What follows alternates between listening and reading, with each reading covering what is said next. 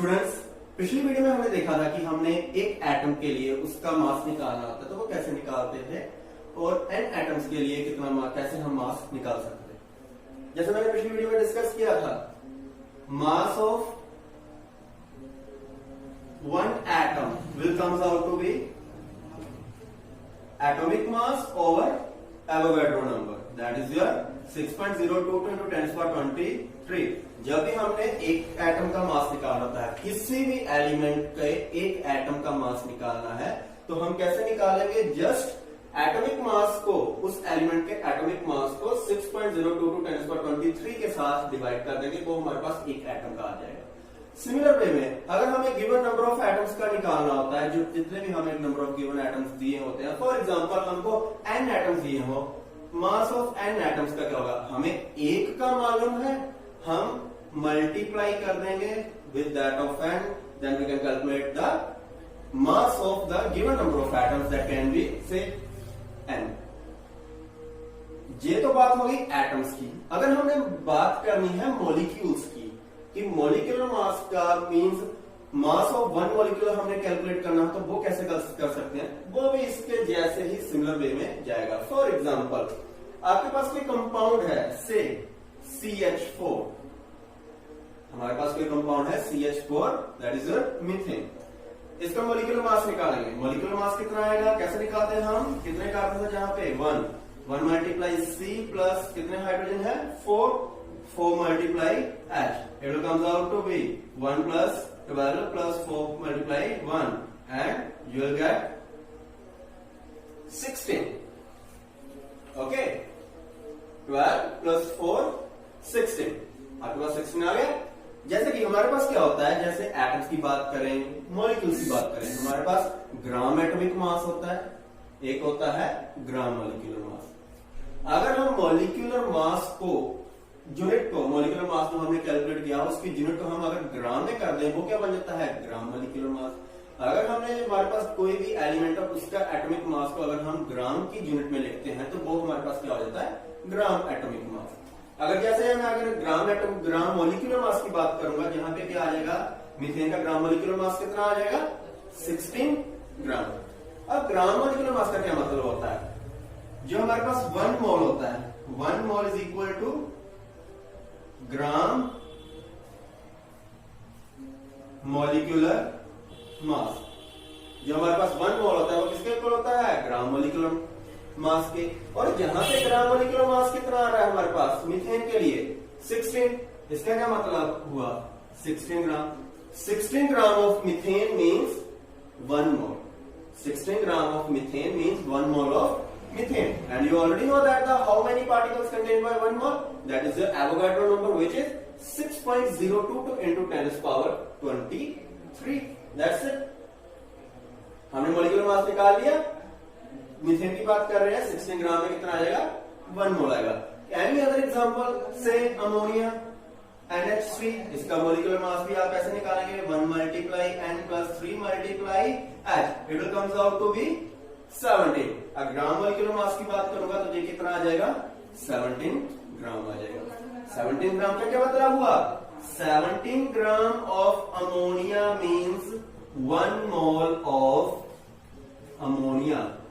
इसी वे में आपके पास जितने भी कोई भी कंपाउंड को कंसिडर कर लो, ग्लूकोज की बात कर लेते हैं, C6H12O6, इसका मॉलिक्यूलर मास भी आप इसके सिमिलर वे में निकालेंगे, ये आपके पास आ जाएगा 180 ग्राम मॉलिक्यूलर मास आएगा, 180 ग्राम। 180 ग्राम का इसका क्या मतलब हुआ? अगेन इसका वही मतलब हुआ, 180 gram of glucose is equal to 1 mole of glucose, C6H12O6। इसका नहीं मतलब हुआ। जहां से क्या बात हम करें आगे, ये तो क्लियर हो गया कि 1 मोल ऑफ मॉलिक्यूल जितना भी होगा हमारे पास 1 मोल होगा, वो क्या होगा? उसका ग्राम मॉलिक्यूलर मास होगा। अगर हम एटम्स की बात करेंगे तो उसका ग्राम एटॉमिक मास किसके इक्वल होगा? 1 मोल के। और एक बात जहां पे आपने बहुत ध्यान से याद रखनी है, इसको ध्यान से सुनिए, हमें मॉलिक्यूल की बात कब करनी होती है और एटम्स की बात कब करनी होती है? मतलब कि मॉलिक्यूलर मास और एटॉमिक मास। जब भी हम एलिमेंट्स की बात करते हैं तो एलिमेंट्स में आते हैं एटम्स, एलिमेंट्स में क्या आएंगे? एटम्स आएंगे। जब भी हम बात करेंगे कंपाउंड्स की, जब भी हम बात करेंगे कंपाउंड्स की, कंपाउंड्स में क्या आएंगे?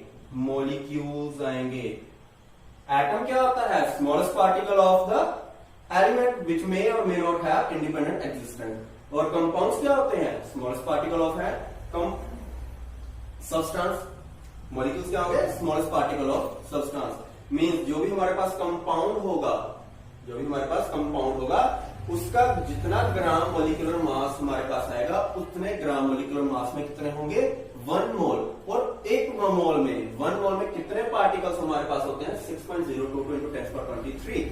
इसका मतलब है कि जितना मेरे पास जहां पे ग्राम मोलिकुलर मास है, उतने ग्राम मोलिकुलर मास में मेरे पास अगर 1 मोल आ रहा है, तो 1 मोल का मतलब है कि उसमें एवोगाड्रो नंबर के बराबर हमारे पास मॉलिक्यूल्स होंगे। फॉर एग्जांपल 16 ग्राम मीथेन की बात करते हैं। 16 ग्राम मीथेन में कितने नंबर ऑफ मॉलिक्यूल्स होंगे मीथेन के? 6.022 × 10⁻23। अमोनिया की बात करते हैं। अमोनिया के 17 ग्राम अमोनिया में कितने नंबर ऑफ मॉलिक्यूल्स होंगे अमोनिया के? Again Avogadro number 6.022 × 10⁻23। ग्लूकोज की बात कर लेते हैं। ग्लूकोज में क्या होगा? कितने मॉलिक्यूल होंगे इसके? 180 ग्राम ग्लूकोज में कितने मॉलिक्यूल्स होंगे? 6.022 × 10⁻23। Why? Because gram molecular mass is equal to 1 mole and 1 mole is equal to 6.022 × 10⁻23 particles। अगर यहाँ पे मैं बात करता हूं, जैसे जहां पे मैंने ऑलरेडी लिखा हुआ है, मोलिकुलर मास को इरेज कर देते हैं। जहां पे हम इसका भी कर दिया, इसको भी कर देते हैं। यहां पे मैंने अभी क्या बात की यहां पे, कि जैसे मैंने यहां पे कहा कि 17 gram of ammonia is equal to 1 mole of ammonia. इसका क्या मतलब हुआ? 17 gram of ammonia has number of molecules कितने होंगे? जितने 1 मोल में होंगे। क्यों? 17 ग्राम अमोनिया में 1 मोल है, 1 मोल में कितने पार्टिकल्स होंगे? कितने मॉलिक्यूल्स होंगे? Avogadro number 6.022 × 10⁻23। इतने मॉलिक्यूल्स होंगे। मींस 17 ग्राम में कितने हो गए? इतने। सिमिलर वे में 180 ग्राम ग्लूकोज की बात कर लेते हैं। जहां पे 180 gram of glucose has molecules, इसमें कितने होंगे? Again Avogadro number 6.022 × 10⁻23। अगर देखिए जहां से हम बात करते हैं कि 17 ग्राम अमोनिया में इतने हैं, 180 ग्राम में इतने हैं, तो इसका क्या मतलब हुआ? इसका मतलब ये है, अगर मेरे पास 17 ग्राम अमोनिया का इतना नंबर ऑफ मॉलिक्यूल्स हैं, इसका मतलब है अगर इसको मैं रिवर्स लिख दूं तो ये क्या होगा? 6.022 × 10⁻23 molecules of ammonia has mass is equal to, इसका क्या मतलब हुआ? अगर 17 ग्राम अमोनिया में इतने नंबर ऑफ मॉलिक्यूल्स हैं, तो इतने जो हमें एवोगाड्रो नंबर दिया है उसमें कितना मास होगा? उतने नंबर ऑफ मॉलिक्यूल्स का 17 ग्राम। जिस रिवर्स ही लिखा है हमने। अगेन अब इसकी बात करते हैं। जहां पे मैंने इतने मॉलिक्यूल्स का देखा कि मास तो इतना है, तो 1 मॉलिक्यूल का कितना होगा? 1 molecule has mass means 1 molecule of ammonia has mass, वो कितना हो जाएगा? इतने मॉलिक्यूल्स का 17 ग्राम है, तो 1 का क्या होगा? 17 डिवाइड बाय 6.022 × 10⁻23। मैंने देखा कि मॉलिक्यूल अमोनिया के एक मॉलिक्यूल का कितना मास आ रहा है? 17/6.022 × 10⁻23। सिमिलर वे में अगर मैं ग्लूकोज का भी देखूंगा तो ग्लूकोज का कितना आएगा? सिमिलर वे में और जहां बात करूं, 1 molecule of glucose has mass. Glucose के एक मॉलिक्यूल का मास कितना होगा? सिमिलर वे में जहां से बात करूं, मैंने यहां पे कहा 180 gram of glucose has molecule 6.022 × 10⁻23। इसका मतलब हुआ 6.022 × 10⁻23 molecules of glucose will have mass 180 gram. 1 molecule will have, in the same way, 1 molecule of glucose will have mass 180/6.022 × 10⁻23। बिल्कुल सिंपल, जैसे हमने एटम्स के केस में किया था। एटम्स में भी हमने ऐसे किया था, इतने एटम्स का कितना मास है उसका आ रहा ग्राम एटॉमिक मास, उसको बाद में हमने एवोगाड्रो नंबर से डिवाइड कर दिया था, तो हमारे पास एक एटम का मास आ गया था। अब यहां पे हम बात करेंगे कि अगर जनरलाइज करूं सिमिलर वे में, जैसे यही है, इसको जनरलाइज करें कि एक मॉलिक्यूल का निकाल रहा हूं, तो ये क्या था 17 अमोनिया का, 17 क्या था अमोनिया का मॉलिक्यूलर मास, 180 क्या था ग्लूकोज का मॉलिक्यूलर मास। तो इसका मतलब यही हुआ, अगर मैंने इन जनरल बात करनी हो, अगर फॉर्मूला बनाना हो, मास of one molecule, mass of one molecule वो कितना होगा सिमिलर वे में, मॉलिक्यूलर मास कितना है, molecular mass divide by Avogadro number which is 6.022 into 10⁻23। कोई डाउट? ऐसे आ जाएगा। एटम्स के केस में हम बात करें मास ऑफ, जहां से देखिए ये था n एटम्स के लिए, अगर n एक हो जाए तो मीन्स यहां पे अगर हम बात करें मास ऑफ वन एटम क्या होगा, atomic mass over this, n atoms का क्या था, हमने n से मल्टीप्लाई कर दिया। सिमिलर वे में मास ऑफ, ये हमारे पास फॉर्मूला है, मास ऑफ वन मॉलिक्यूल क्या था, molecular mass over Avogadro number. Similar way में हमने मास निकालना हो, मास ऑफ n मॉलिक्यूल्स का, मास ऑफ n मॉलिक्यूल्स का वो क्या आएगा सिमिलर वे में, इसका molecular mass over Avogadro number multiply n। n कुछ भी हो सकता है, कोई भी आपको गिवन नंबर होगा कि आप 10⁻6 एटम्स का निकाल लीजिए अमोनिया के, या कोई भी हमारे पास कुछ भी होगा, कोई भी कंपाउंड होगा, उसकी बात। अगर हम बात करें, जैसे आपके पास अगर इसकी कोई एग्जांपल की बात करें हम,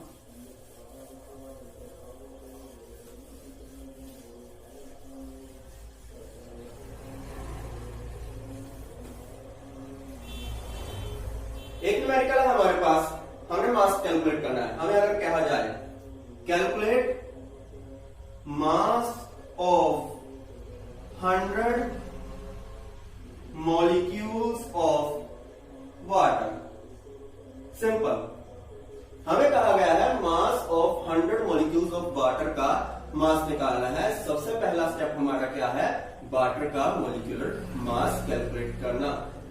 हम वाटर का मॉलिक्यूलर मास कैलकुलेट करेंगे, मॉलिक्यूलर मास ऑफ वाटर वो कितना आ जाएगा, मॉलिक्यूलर मास ऑफ वाटर वो हमारे पास आ जाएगा 2 hydrogen 2 multiply H plus 1 multiply O, it will comes out to be 18 gram. Molecular mass की बात करें तो 18 ग्राम आ गया।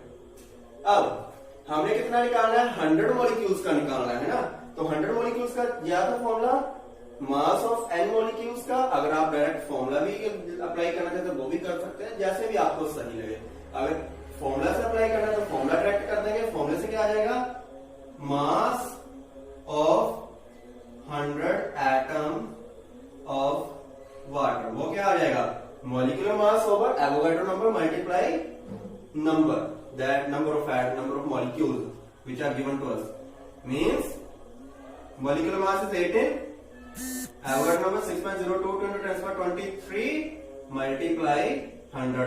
आप सोल्व कर सकते हैं, मैं सोल्व नहीं कर रहा, कैसे करना है ये आप कर सकते हैं, कैलकुलेटर की हेल्प से कर सकते हैं, मैनुअल कर सकते हैं, आप कर सकते हैं, ठीक है। अब हम बात करते हैं नेक्स्ट,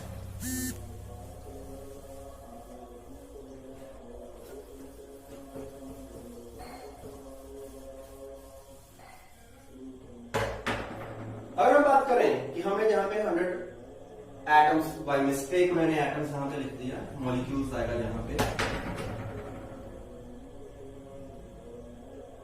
मॉलिक्यूल्स, ये हो गया 100 molecules of water. Similar way में कोई भी एग्जांपल आप कर सकते हैं। अगर आपको कहा जाए calculate mass of 10⁻³ molecules of CO2, carbon dioxide CO2 के 10⁻³ मॉलिक्यूल्स का हम इसका मास निकालना है, वो भी कर लेंगे।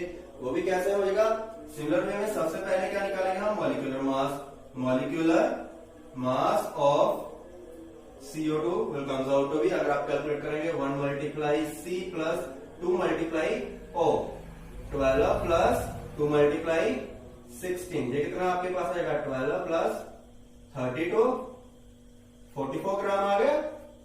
कार्बन डाइऑक्साइड का कितना आ गया आपके पास 44 ग्राम मॉलिक्यूलर मास। सिमिलर वे में कितना निकालना है हमने मास ऑफ, जैसे जहां पे क्या था mass of 100 molecules of water, जहां पे क्या है mass of 10³ molecules of carbon dioxide, mass of 10³ molecules of carbon dioxide, वो कितना आ जाएगा molecular mass 44 divide by Avogadro number 6.022 into 10³ multiply with 10³ इसको 1000 भी लिख सकते हैं, 10³ जैसे आपको सही लगे वो कर दीजिए। हम 10³ लिख देते हैं 10³ आप लोग आगे सोल्व कर सकते हैं। ये था डायरेक्ट फॉर्मूला। अगर आपने फॉर्मूला अप्लाई नहीं करना है, सपोज आपको फॉर्मूला आप भूल गए कि फॉर्मूला को कैसे अप्लाई करना है, तो आप इसको सिंपल वे में भी कर सकते हैं। तो कैसे कर सकते हैं वो देखिए आप।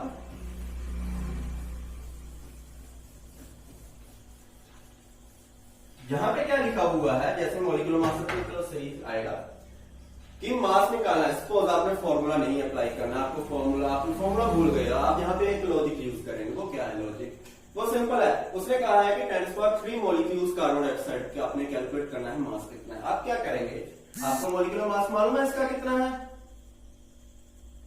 मॉलिक्यूलर मास ऑफ CO2 अभी हमने कैलकुलेट किया, वो कितना आया ग्राम मॉलिक्यूलर मास 44 ग्राम। इसका क्या मतलब हुआ 44 ग्राम का मतलब है ये किसके इक्वल है 44 ग्राम, ये किसके इक्वल है 1 मोल के। 44 ग्राम किसके इक्वल है 1 मोल के, और 1 मोल का क्या मतलब है 6.022 into 10³ मॉलिक्यूल्स। इसका मतलब हुआ ये कितने मॉलिक्यूल्स का मास है 44 ग्राम, जहां पे आप लिखेंगे 6.022 into 10³ मॉलिक्यूल्स ऑफ CO2, जहां पे आप लिखेंगे mass of 6.022 into 10³ molecules of CO2। क्यों इतने, क्योंकि इसका जो ग्राम मॉलिक्यूलर मास है वो 44 आया। 44 आने का मतलब है कि 1 मोल, और 1 मोल का मतलब है इतने particle. 6.022 into 10³ molecules of CO2, उसका कितना मास हुआ 44 ग्राम। इसका क्या मतलब हुआ mass of 1 molecule of CO2, वो कितना हो जाएगा, इतने मॉलिक्यूल्स का 44 है तो 1 मोल का कितना हो जाएगा 44 ओवर 6.022 into 10³ उसके साथ डिवाइड हो जाएगा। यहां से अगर हमें 1 का मालूम चल गया है कि एक मॉलिक्यूल का मास कितना है, इतना मॉलिक्यूल का मास है, तो इसका क्या मतलब हम 10³ का निकाल सकते हैं। इसका क्या मतलब हुआ mass of 10³ molecules of CO2 will comes out to be 44 over 6.022 into 10³ multiply 10³